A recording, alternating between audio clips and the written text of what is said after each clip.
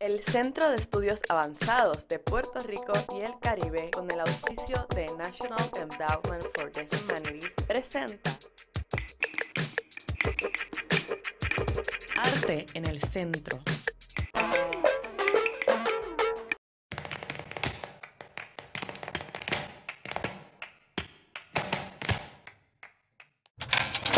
Yo comienzo trabajando precisamente con el Instituto de Cultura Puertorriqueña.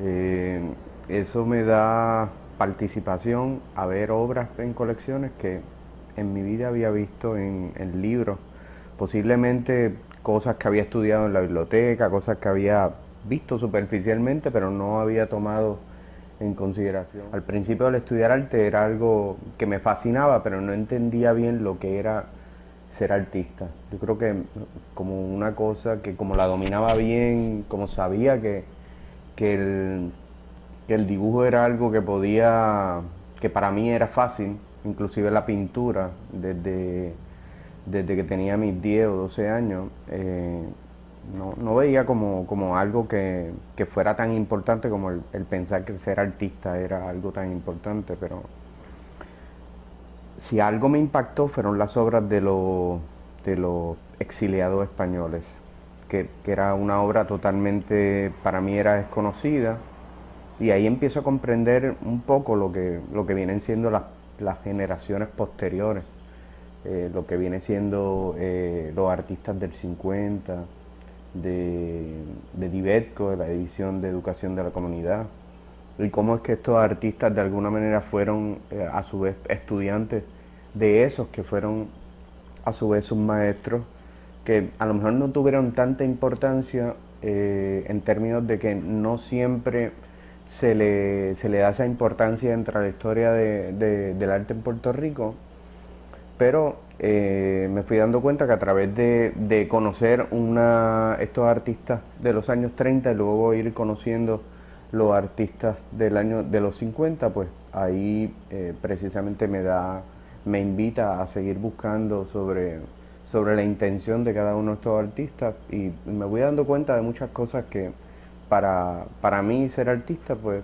lo entendía como una cosa. Es más, no sabía ni qué era la palabra artista.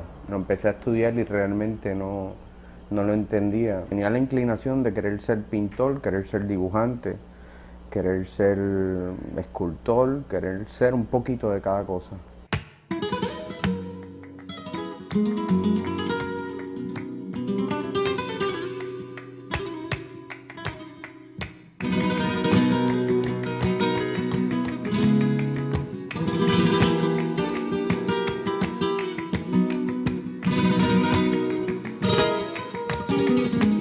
La obra que pienso que me impactó desde el principio y que no sabía que iba a seguir recordándola que a través del tiempo, es que me vengo a dar cuenta de que es una de mis obras favoritas, primero por eso, porque me impactó, es El perro de Goya. ¿Cómo era posible que en aquel tiempo él no pensara que iba a ser una obra que es prácticamente abstracta, que lo que tiene es una figura y el resto es totalmente atmósfera? Pues eso me hizo pensar en qué posibilidad existía de que el arte abstracto comienza desde mucho antes de lo que nos conocemos, posiblemente desde la manera en que se trabaja el plano pictórico dentro de ese espacio, y aquello era meramente una mancha con un fondo de color, y esa obra todavía es una de mis obras favoritas. Y pienso que si la viera ahora en una exhibición en un museo contemporáneo, le daría el palo a cualquier obra que estuviera mostrándose ahora. Inclusive si no supiera el nombre, me daría cuenta de que es tan actual como fue en el tiempo que se hizo. Podría definirse contemporáneo en términos de la manera en que se ejecutó. La composición no tan solo es una composición atrevida, sino que utilizar una paleta mínima, mantiene una sola forma dentro de un espacio que pudo haber hecho muchas cosas, conociendo un pintor que estaba dentro de una época que había que básicamente casi todo lo hacía, parecía barroco, que cada espacio no se quedaba en el vacío. Goya era un gran pintor y sobre todo un gran dibujante, y el trabajar la atmósfera no era tan fácil como simplemente dejarla vacía. Así que era más que nada un atrevimiento, no sé si por equivocación fue un boceto y hoy día lo consideran una gran ejecución como obra terminada. A lo mejor era un apunte, a lo mejor era una de esas cosas como todos los artistas tenemos que están escondidas en los estudios y que sencillamente empezamos y nunca terminamos. Pero para mí sigue siendo la obra maestra. Esa mancha en ese espacio vacío lo hace una obra majestuosa. Posiblemente de las obras no es un gran tamaño, es una obra mediana, posiblemente se puede considerar pequeña, pero en ese sentido tiene esa capacidad de ser gigante. Primero me llama la atención porque es un perro, y es algo que a mí me ha llamado la atención siempre. Artistas que hayan trabajado de esa manera, a mí me parece que la manera en que Wilfredo Chiesa maneja los planos, porque puede ser un plano, un color trasfondo, o sea, no pretende hacer ni crear una dimensión dentro del plano, sino que sencillamente juega con la mancha. Por eso al principio pues, pienso que Goya podría ser un artista contemporáneo sin duda alguna por la manera en que maneja los planos, por la manera en que maneja la textura, por el tipo de, posiblemente la manera en que manejó la pincelada. De hecho, esa obra en particular tiene un brochazo que es bastante, es pintura expuesta, no es la pintura del pincel, la pintura o la pincelada escondida o la pincelada suavizada o las transparencias. O sea, no es el tipo de pintura que se daba en aquel entonces. Artistas que trabajaron y que su obra de alguna manera se dieron a la vez que mi trabajo, bueno, fueron tantos los artistas de los 90, yo creo que para mí, yo siempre he sido uno de esos artistas que no he querido seguir los pasos de otros. Como que rechazo un poco el querer parecerme a alguien o el que la gente me confunda con este artista, con el otro artista. Y entre los artistas que trabajaban o que hicieron obra durante los 90 fueron artistas como Ada Bubonis, Carlos Rivera Villafañe, ahí estaba Arnaldo Morales, pintores, dibujantes, constructores, escultores. Y yo creo que yo nunca me vi dentro del dibujo, mucho menos me vi dentro de la pintura. Siempre pensé que podía ser un poco de cada cosa. Y eso pues, a su vez, cada uno de esos artistas, siempre que teníamos la oportunidad de exhibir juntos, pues siempre, o había una manera en que nos podíamos sentar y dialogar sobre lo que hacíamos. No había grupos particulares que exhibían como tribus, sino que yo pienso que se dio un ambiente de exhibición, porque las galerías, había un movimiento de galerías diferente al que hay ahora. Ahora no hay prácticamente galerías. Entonces las galerías, al igual que los museos, planificaban exhibiciones, y entonces se daban a la tarea de investigar y buscar artistas que estuvieran más o menos dentro de un mismo espacio de trabajo, y eso pues daba participación al diálogo y a la discusión, ya sea por el tema. Eso pretendía el que fuéramos de alguna manera afín. No sé si el ser del mismo tiempo, el ser del mismo espacio, tenemos algo en común. Yo nunca he visto cosas que podamos tener en común. A lo mejor lo tenemos todo y no lo sé identificar.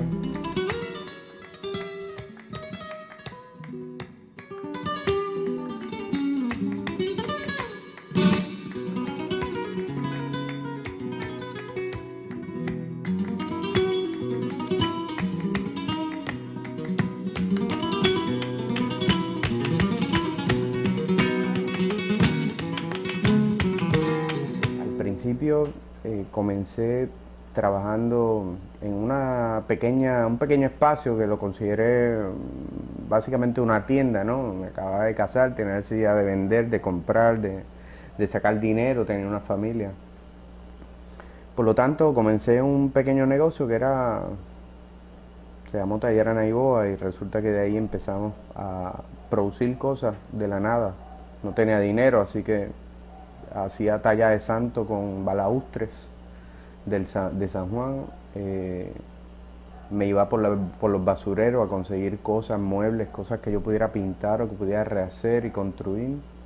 Y siempre he sido muy bueno para la madera y para la maquinaria, para construir cosas. Comencé a hacer mosaicos, vitrales, trabajaba ya la cerámica, así que ya venía de una tradición de conocer muchos medios y muchas técnicas y tratar de unir eso y tratar de crear, hacer cosas artísticas, pero sin pretensión de hacer arte, solamente con el propósito de construir algo que la gente pudiera identificar como algo único y que pudieran comprarlo, ¿no? De ahí parte la idea de dejar el negocio y comenzar mi obra, aunque durante el negocio sí podía producir obras, pero no era de la misma manera.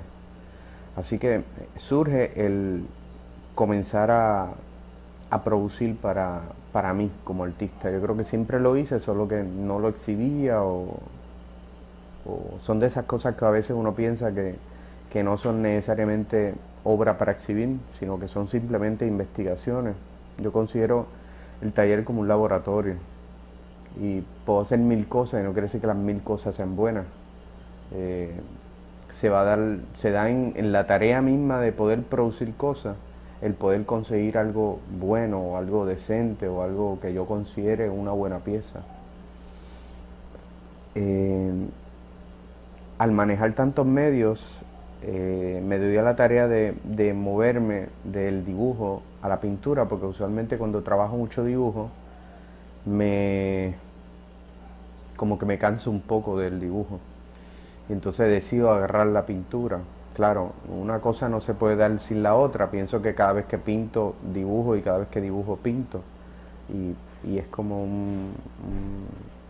es algo que no puedo separar, ¿verdad? Este único asunto que no se desliga uno del otro.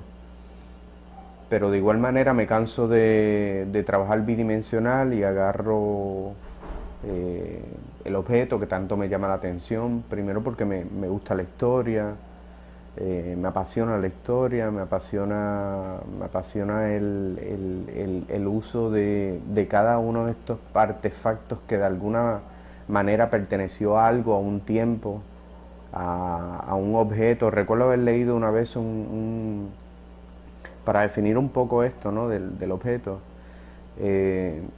un escrito de Carlos Rodríguez Juliá del Bocchio que se llamaba La metáfora del objeto, y casi describe un poco, ¿no?, la intención de aquel que utiliza un alambre. A veces yo caminaba bueno, lo que dice Carlos Rodríguez Juliá del Bocchio es que el Bocchio se paseaba por Río Piedra. Y eso también hay algo que también puedo comparar con Lorenzo Mal, que también hacía algo muy parecido.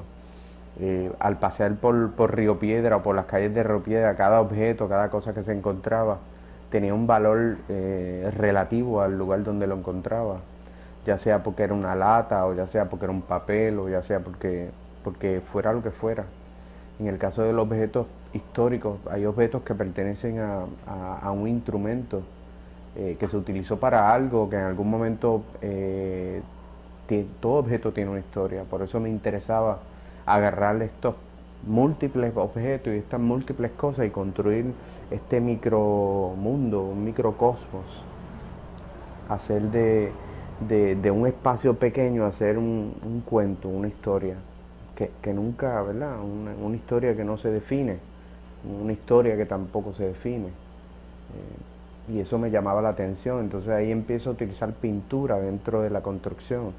Y ya la construcción siendo tridimensional, pues también trabajo el dibujo sobre la madera, entonces nunca, como que nunca supe controlar una cosa con la otra. O que alguien me dijera, bueno, pero es que no se dibuja sobre el objeto, entonces pues tampoco me importaba si era así o no era así. Lo que hice fue tratar de moverme en espacios donde lo que podía hacer lo podía hacer sin pensar en que se podía hacer. Y bueno, y después del dadaísmo y de todo lo que se ha hecho anteriormente en la historia del arte, pues que yo lo haga no es nada. Eh, yo creo que tengo la participación y tengo la invitación a hacer cosas que me interesen, cosas que me diviertan.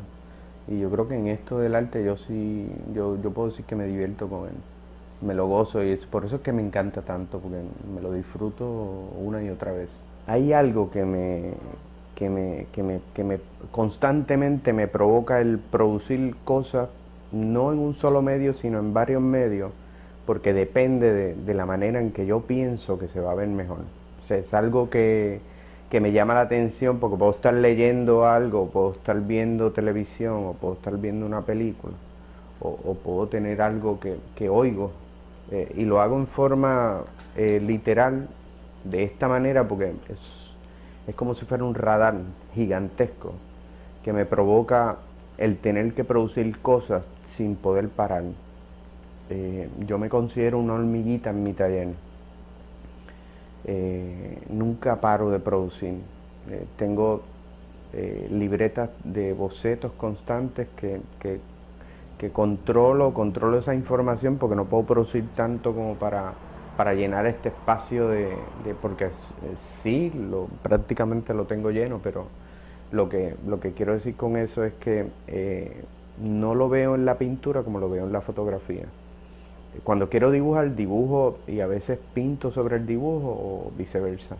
Pero en la fotografía, la imagen que me da instantáneamente no lo puedo lograr con el dibujo. Entonces, si quiero trabajar algo que ya sea una imagen que yo sé que percibo, que me interesa, que prácticamente quiero utilizar como referencia, porque veo la fotografía y ni pretendo tampoco que el fotógrafo me considere, o los artistas, o los curadores, o los museos, me consideren fotógrafo, mucho menos escultor, mucho menos pintor, mucho menos alguien que hace instalación. Yo creo que lo que invita al medio es el medio mismo. Yo sé que hay cosas que no puedo producir en dibujo que sí lo puedo lograr en pintura. O sé que hay cosas que se muestran, que se pueden mostrar mejor o pueden impactar mejor siendo una instalación que siendo un pequeño dibujo. Y yo creo que eso invita a que uno se mueva en diferentes direcciones, ya sea porque el medio es diferente y esa forma de plasmar las cosas o de construir las cosas son las que determinan el medio eh, que uno debe utilizar. En el caso de la fotografía, que tanto me llama la atención, yo tengo fotografías que llevo trabajando desde hace 8 o 10 años. Eso nadie lo sabe, nadie lo conoce. Pero son cosas que continuamente estoy trabajando o retrabajando o sencillamente no me interesan y vuelvo y las miro, pienso que le puedo sacar provecho, pero tampoco pretendo hacer algo y exhibirlo como que, bueno, hice fotografía, vamos, ya todo el mundo está haciendo fotografía, pues vamos a construir fotografía. Yo no soy los que me voy con todo lo que hacen los demás, sino que yo espero que eso tenga su tiempo. Y cuando digo eso es porque aún no me siento preparado para presentar lo que he hecho con fotografía. Y eso no implica que esté bueno, que esté malo, es que ya es una cuestión de satisfacción personal, de poder producir algo que yo sé que le voy a sacar provecho y que lo que estoy mostrando pues está dentro de mi sinceridad. En el dibujo y en la pintura se me hace todo más fácil. en la fotografía, en la instalación, soy más precavido, más controlado. Y no porque no me guste hacerlo, sino también porque la capacidad de poder producir algo todo el tiempo en grande es un poco complejo, ¿no? Para cuestiones de almacén y demás. Pero una cosa que hago que me facilita el producir es hacer maquetas. Y esas maquetas me permiten construir la idea en 3 dimensiones. Esas maquetas yo puedo ver el trabajo hecho aun cuando no lo construí. Así que de esa me libero en cuanto al tiempo de producción, en cuanto a la realización misma y en cuanto al tener que tener todo lo que quiero construir dentro de mi espacio, que prácticamente estoy sin espacio. Pero la instalación tiene un reto de que no es ni pintura, ni es dibujo, ni es gráfica, ni es ninguno de los medios anteriores. Posiblemente son todos, incluyendo el sonido, incluyendo el video. El reto para cualquier artista es que no pase desapercibida, como por ejemplo puede pasar una vitrina de un buen diseño en la Quinta Avenida, en una tienda. ¿Por qué? Porque ¿cuál es la diferencia de que eso sea precisamente una obra de arte y lo que yo tengo en el museo no sea una obra de arte, o sea una obra de arte? Pues yo creo que hay una gran diferencia y es precisamente en el contenido, en la manera en que uno maneja el contenido. Porque a diferencia de lo físico, de lo que uno propone como instalación, es lo que está detrás de la instalación, es lo que dice, es lo que conforma, lo que hace que uno entienda y que no es simplemente un objeto puesto o bien puesto, sino es cómo se pone para que eso tenga un impacto al que ve la obra o al que participa en la obra. La instalación es más que nada una combinación de muchos medios. No es un medio y tampoco son todos, pero es como uno elabora todo eso para crear que eso tenga un sentido, que tenga un sentido o que no tenga sentido. No puedo decir que todo debe tener sentido porque no es real. Hay artistas que hacemos las cosas o posiblemente el no hacerlas puede parecer una obra de arte y eso no necesariamente dice que lo hizo con ese sentido.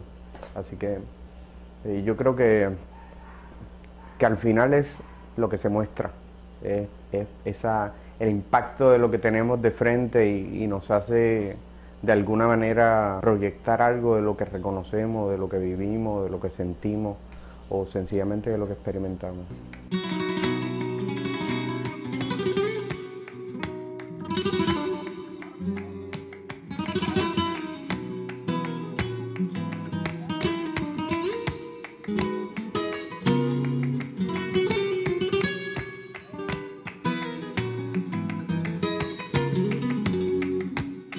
El reto de la pintura hoy día, como muchos han querido definir en muchas ocasiones, el tratar de definir los espacios o reconocer la pintura por movimientos, que eso es algo que se ha venido haciendo para poder definir un tanto la manera en que los artistas han querido expresar las cosas a través de la pintura. Pues yo pienso que hoy día es tan complejo el definir la pintura por simplemente la pintura, porque sea el mero material o la plasticidad de lo que conocemos como el pigmento y el aglutinante sobre una superficie plana o no plana. Yo creo que el reto de la pintura hoy día es que la pintura puede ser todo. Puede estar definido por cables eléctricos de colores, que puede estar definido por manchas de color, que puede estar definido por ropa policromada, que puede estar definido por el collage, por la pintura, por todo lo que contenga ese diálogo de lo que se conoce, por el diálogo que reconocemos como pintura, básicamente las características de la pintura. Eso en términos físicos, lo que vemos, qué es lo que expresa pintura. Por otro lado, la manera en que hoy se puede trabajar la pintura, es tanta la diversidad que todavía la búsqueda en términos de qué se ha hecho versus qué cosas podemos hacer, yo creo que es bastante compleja el poder rehacer con lo que ya se hizo. Y yo creo que eso es la búsqueda de todo artista, rehacer con lo que se hizo. Pero no se puede inventar nada. Yo creo que ya todo está inventado. Yo creo que todo va en dirección a cómo uno va ubicando esta forma de hacer pintura tradicional con elementos tecnológicos, con reflectores, con luces, con otra forma de generar color o otra forma de cambiar el color, ya sea de la manera en que lo hizo Dan Flavin o ya sea de la manera en que lo hizo Joseph Albers, teóricos del color, cómo se busca la pintura, cómo se busca el color en la naturaleza a través de otras fuentes que no son necesariamente la misma pintura. ¿Qué podría pasar de aquí a unos años en el arte contemporáneo en Puerto Rico? Pues yo pienso que movernos en la dirección en que yo veo mucho trabajo en la calle, ¿no? Como el artista se mueve al mural. Antes había un poco de miedo de moverse del trabajo de mesa o el trabajo de taller, de estudio, al trabajo de la calle, al trabajo del mural, de poder expresar las cosas de una manera en que todo el público tenga el acceso a la obra de arte, en el que posiblemente la forma de hacer las cosas ya no es simplemente a través de una galería, que ahora los artistas se agrupan y hacen dentro de un espacio, crean su propio espacio, deciden cuando gustan, venden al precio que quieren, no están controlados necesariamente por un mercado particular. Hace falta en el arte contemporáneo puertorriqueño que se trabaje más o que vaya dirigido a la teoría, a entender un poco más por qué es que hacemos lo que hacemos, a que se discutan los temas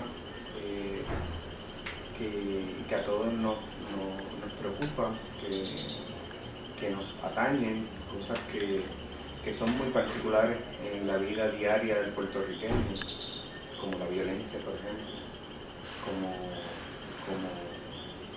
cómo van cambiando las cosas a través del tiempo, cómo podemos definir el arte contemporáneo a través de los diferentes medios, ya sea a través de utilizando video, utilizando un cortometraje o mezclando medios que no son necesariamente los tradicionales.